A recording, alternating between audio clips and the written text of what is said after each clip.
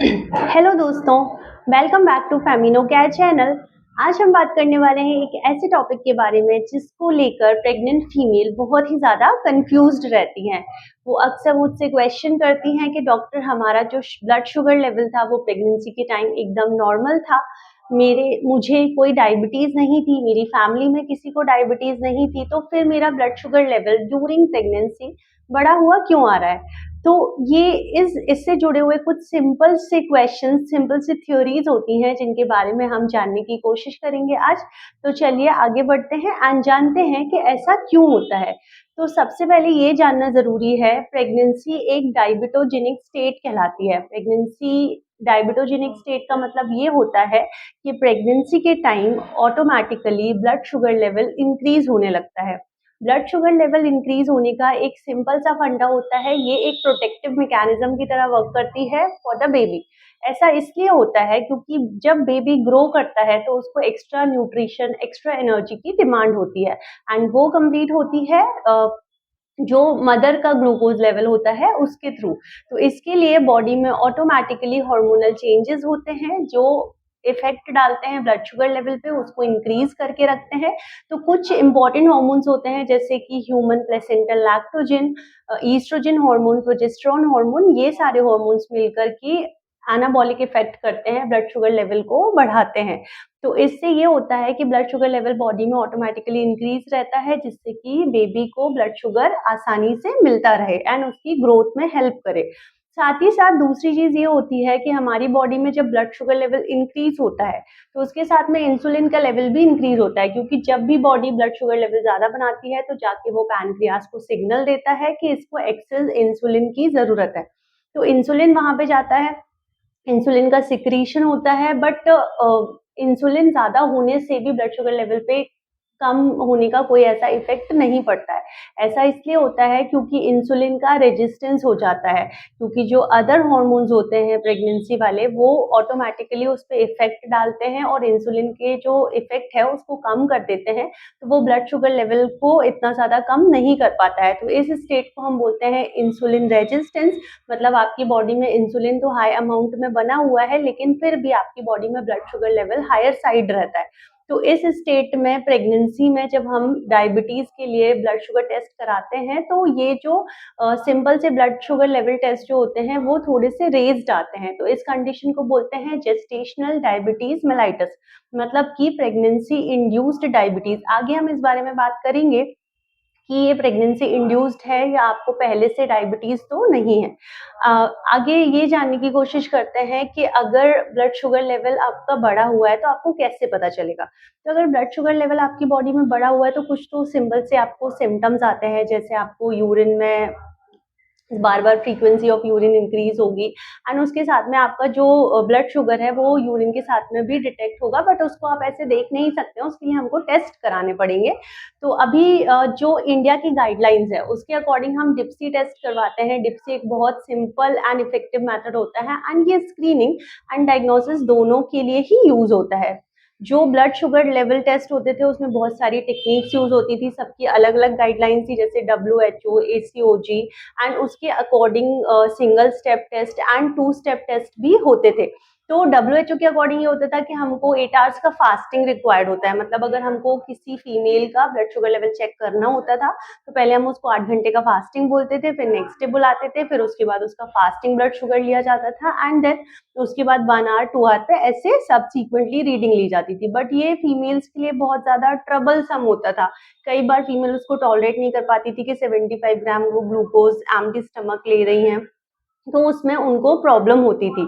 इसीलिए अभी recently India में जो गाइडलाइन है वो डिप्सी की गाइडलाइन है। डिप्सी यानी कि diabetes in pregnancy study group. इसके अकॉर्डिंग हम क्या करते हैं, हम फीमेल्स को बुलाते हैं एंड उनको ये बोलते हैं कि आपको 75 ग्राम ऑफ ग्लूकोज वाटर लेना है एंड देन उसके 2 घंटे के बाद में हम क्या करते हैं, ब्लड शुगर लेवल को मेजर करते हैं। अगर ब्लड शुगर लेवल की रीडिंग्स जो हैं अकॉर्डिंग टू लैब वैल्यूज थोड़ी थोड़ी डिफरेंट होती हैं, बट अकॉर्डिंग टू डिप्सी क्राइटेरिया अगर 140 से ज्यादा आती है तो हम ये मान के चलते हैं कि आपको डायबिटीज डिटेक्ट हुआ है ड्यूरिंग प्रेगनेंसी।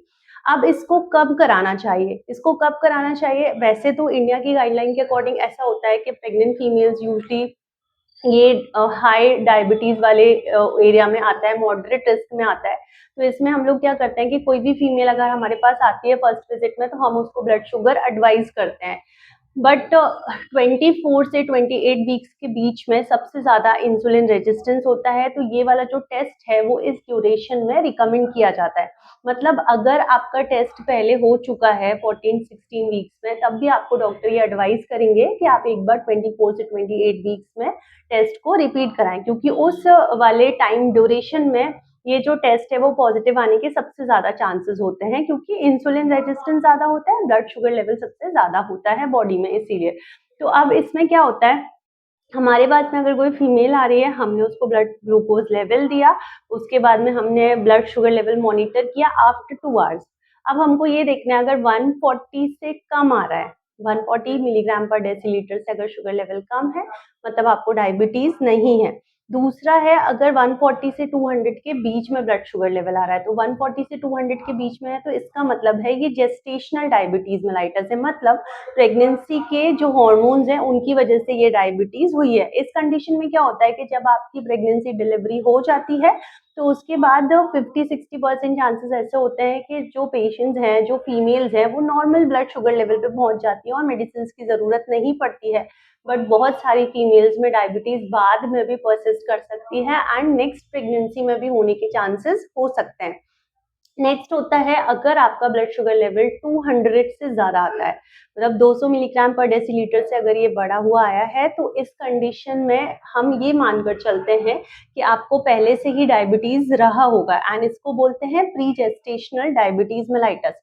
प्री जेस्टेशनल का मतलब होता है जेस्टेशन के पहले, एंड इसमें हम ये मानकर चलते हैं कि आपको डायबिटीज़ पहले से रहा होगा, तो आपको सिम्टम्स नहीं आए या फिर आए तो उन पे ध्यान नहीं दिया गया एंड इस कारण से डायबिटीज आपको डिटेक्ट नहीं हो पाई। बट जब प्रेगनेंसी में ऑटोमेटिकली इंसुलिन रेजिस्टेंस है, तो वो सामने फिर जब हमने टेस्ट कराए तो वो डिटेक्ट हो गया, तो इस कंडीशन को हम बोलते हैं प्रीजेस्टेशनल डायबिटीज मेलाइटस। एंड अब आगे बात करते हैं कि आपका शुगर लेवल तो इंक्रीज आ गया है, ठीक है, तो अब इससे होगा क्या आगे।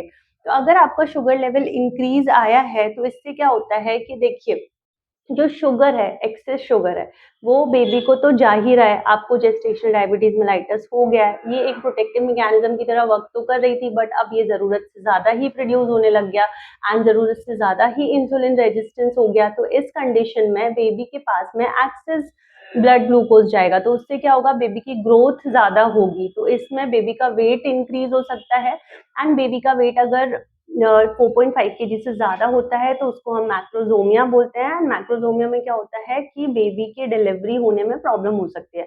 मतलब अगर हम वेजाइनल डिलीवरी का ट्रायल देते हैं, तो उसमें पहले तो हम पेल्विस एंड अदर चीज़ें देखते हैं, उसमें बेबी डिलीवर नहीं होगा तो फिर सी सेक्शन में लैंड अप हो सकती है पेशेंट।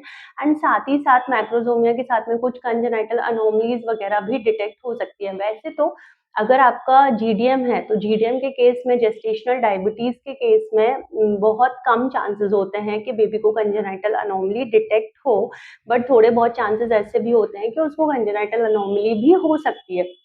दूसरा कॉम्प्लिकेशन बेबी के साथ ये हो सकता है कि जैसे ही डिलीवर होगा, तो उस टाइम पे क्या होगा कि अब अगर higher level of blood glucose baby की तरफ गया, तो बेबी का पैनक्रियाज भी एक्टिव होगा, तो बेबी का पैनक्रियाज अगर एक्टिव होगा तो वो भी इंसुलिन सिक्रीशन करेगा।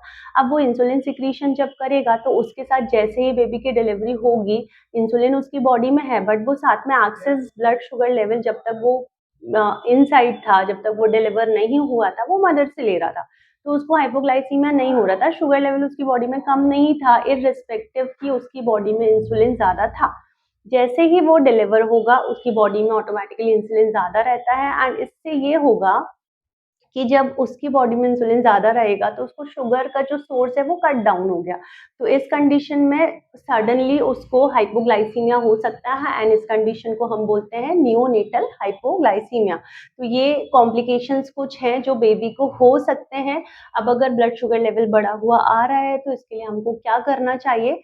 तो अगर आपको जेस्टेशनल डायबिटीज़ मेलाइटस है, तो इसमें बहुत ज़्यादा परेशान होने वाली बात नहीं है, क्योंकि बहुत सारे केसेस में ऐसा होता है कि बिना मेडिसिन, बिना इंसुलिन के डाइट एंड एक्सरसाइज कंट्रोल से ही जो शुगर लेवल है वो कंट्रोल्ड रहता है, बेबी एंड मदर दोनों ही हेल्दी रहते हैं एंड आगे अगर कुछ प्रॉब्लम होती है तो उसको ईजिली मैनेज किया जा सकता है। एंड अगर आपका शुगर लेवल कम नहीं भी होता है एक्सरसाइज एंड डाइट के थ्रू, तो फिर हम इसके लिए मेडिसिन में स्विच करते हैं, इंसुलिन स्टार्ट कर सकते हैं अगर नीड है तो इसमें बहुत ज़्यादा परेशान होने वाली बात नहीं रहती है। According to criteria, according to category, कि आपको प्री जेस्टेशनल डायबिटीज है या जेस्टेशनल डायबिटीज है, उसको हम देखते हैं एंड उसके अकॉर्डिंगली हम चीजें करते हैं। एंड अगर आपको नीड होती है तो आपको मेडिसिन पे स्विच किया जाता है, अदरवाइज आपको क्लोजली मॉनिटर किया जाता है, ब्लड शुगर चार्टिंग एडवाइस की जाती है एंड उसके अकॉर्डिंग हम देखकर फिर आगे डिसाइड करते हैं कि हमको क्या करना है। आज हमने इसके बारे में बात की कि ब्लड जेस्टेशनल डायबिटीज मेलाइटस क्या होती है and pre gestational diabetes mellitus क्या होती है, ये कैसे होता है एंड बेबी को कैसे इफेक्ट करता है। नेक्स्ट वीडियो में हम बात करेंगे कि इसके कौन कौन से टेस्ट होते हैं, उसके बारे में हम डिटेल में बात करेंगे, कैसे इसको डायग्नोसिस बनाया जाता है। एंड अगर ब्लड शुगर लेवल कंट्रोल करना है तो उसके लिए डाइट एंड एमएनटी, मतलब एमएनटी का मतलब होता है मेडिकल न्यूट्रिशन थेरेपी, वो कैसे करना है। एंड अगर उससे भी नहीं कंट्रोल हो रहा है तो फिर हमको मेडिसिन में क्या क्या लेना है, ये सारी चीजें हम नेक्स्ट वीडियो में डिस्कस करेंगे। अगर आपको ये वीडियो अच्छा लगा हो, इन्फॉर्मेटिव लगा हो, तो अपने फैमिली एंड फ्रेंड्स के साथ शेयर करें। And for more informative videos kindly stay tuned with Femino Care and subscribe करना ना भूलें।